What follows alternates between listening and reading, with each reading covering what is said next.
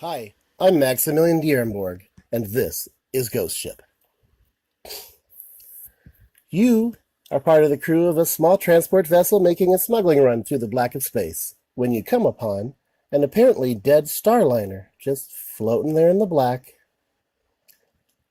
Now, far be it from you and your crew to pass up the opportunity for free loots, so you dock on up with that liner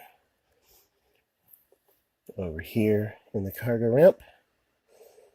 So you board the vessel. This is the proper setup for the game. 8 decks, 2 each of white, gold, red, and blue. You're entering the ship over here at the nose-based cargo ramp.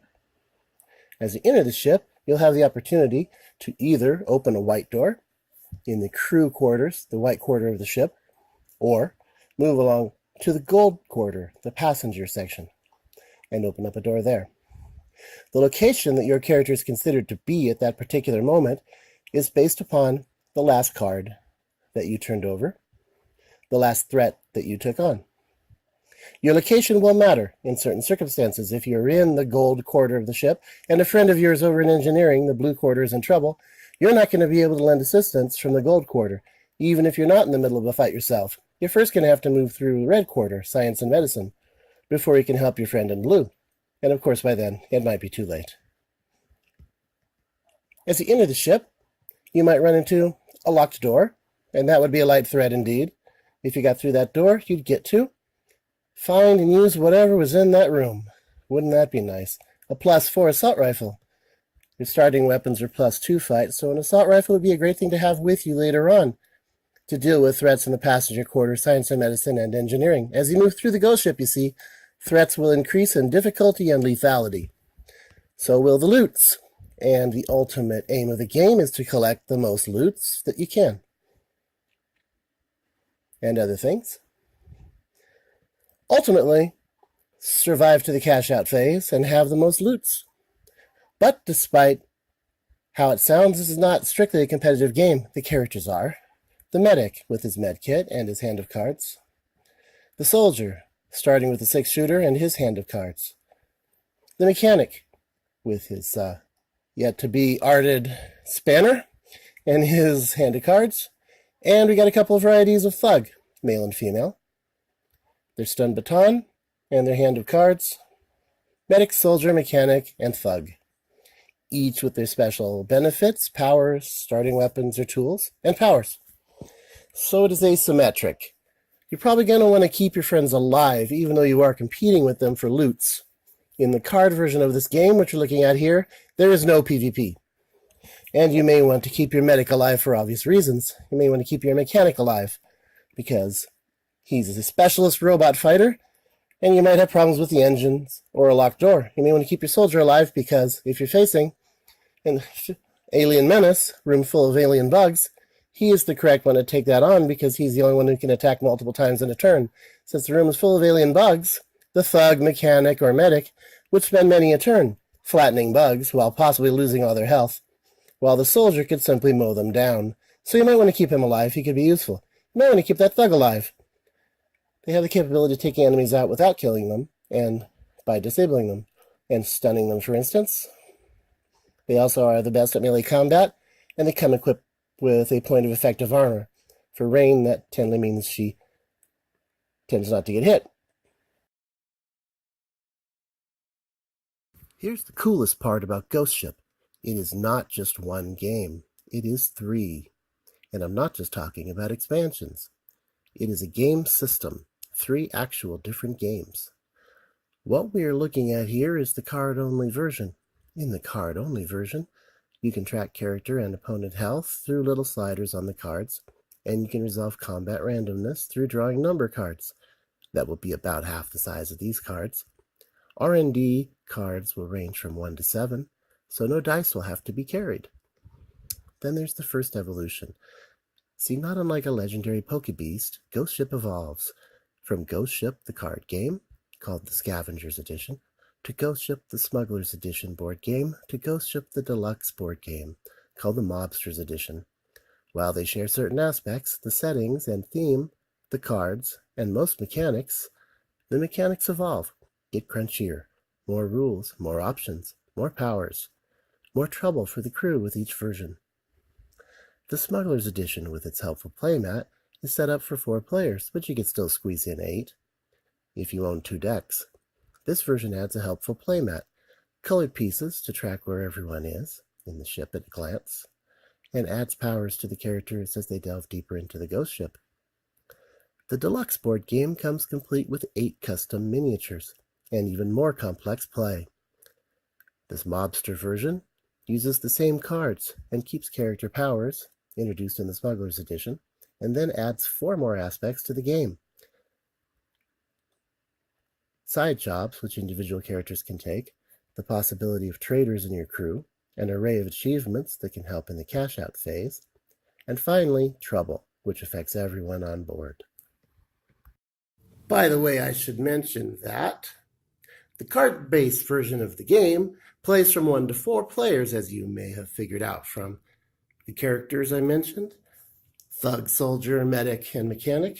However, simply buy 2 sets, combine them, and now it plays 1 to 8. Really no trouble at all, as long as you have room enough around your table and 7 friends. Some people are lucky that way. Moving on to the version with the playmat, you see it plays in a very similar manner. I'd have to say the only downside really to the playmat version of the board game, travel game, is that it is obviously set up for 4 players. But I consider the card game and the travel game to be something you'll play as you're waiting for the other 3 or 4 guys, or that last annoying person who's always late to show up, before you set up the full-on deluxe board game with custom minis and all the special enhanced rules. Before you see, the full-on board game is a different experience entirely. Your characters will start in the docking bay, the docking ramp, and then they'll enter the ship. This is an elevator, which leads to later expansions, Ghostmaster, and cargo hold. And you explore room by room. You take whatever path you like through the ship. This is going to be a lot more competitive and cutthroat.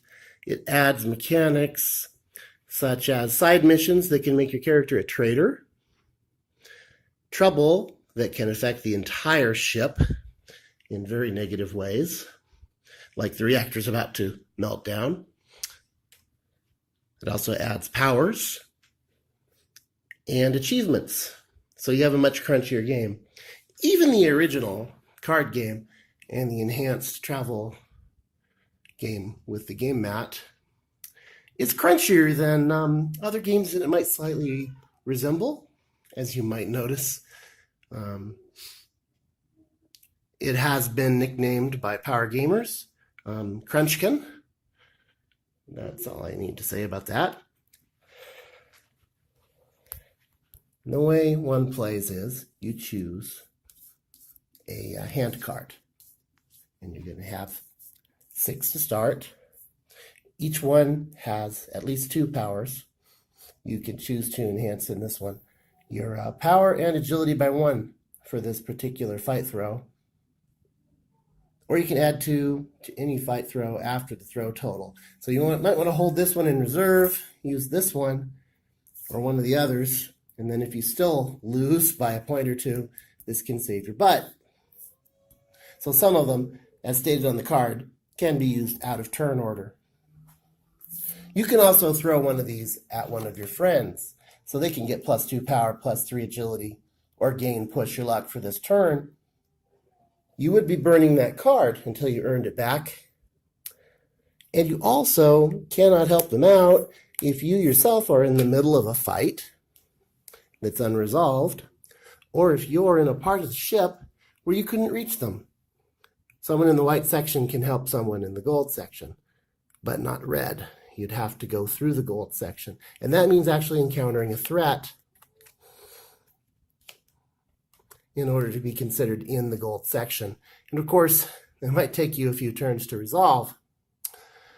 So one strategy is to stick together. The problem is each room will have one loot card. So who's going to get it? If you go in together, you can work out deals. You take this loot card, they take the next one. Or you can just split up and explore the ship on your own. There is a time limit. Certain cards are very powerful and will tend to end the game if they show up. And they are cards that have these little stars in the corner. And it's not just zombies, I promise. There's alien beasts, sentinels, pirate captains, sentry robots. These are the boss cards. And if you turn up a certain number of those boss cards, we enter end game, which means you have 4 turns to get your butt off the ship, or you're not going to make it. You have to make it to cash out phase, live to tell the tale in order to spend your loots. So that's the first job is to live. The second job is to get the most loots. And then you'll win if you don't die and you have the most loots. That is my game, Ghostship. It is a game changer for the game industry because it really is 3 games in one. You can take the same cards. You can play it as a card game, as an enhanced card game with playmat, or as a full-featured deluxe board game complete with custom minis.